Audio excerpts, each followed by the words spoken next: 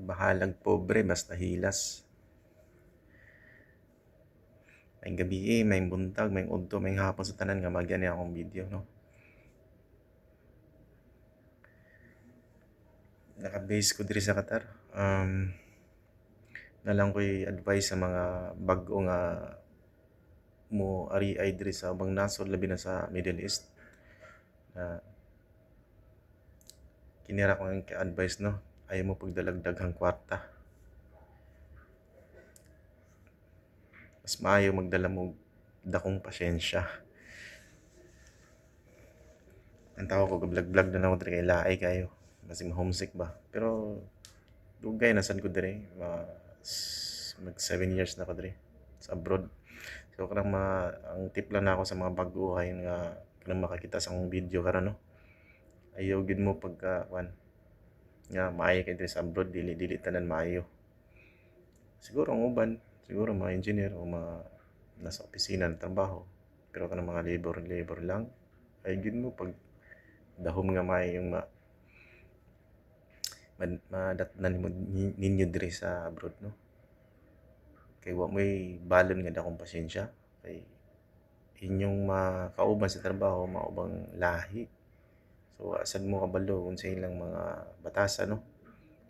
Wala na akong advice.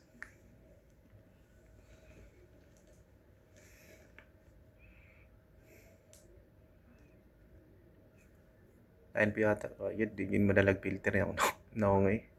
Sa na lang. So, lain pa yata, no, tinod din na, magkuhan lang mo diri, ampo mo, nga, mayong pagka, maabot mo diri sa abroad, mayong kahimtang, kaya maabot mo dito sa dapit sa mga kuhan, kanang mga disyerto na, basig sa simana rin tuwing nyo, ganahan mo muli. Ay na lang yun. Ay yun pa sa agad. Isod kayo diri sa abroad kay yung mga palitonon diri, di mo ganahan sa mga pagkaon, kay nay daghan kayo mga kuan, mga spices nga klase diri. Tayo yun, Filipino food, talag sarap food. Gwanta ra yun. Ako, gwanta ra po kay na-adapt naman ako ang kultura nila.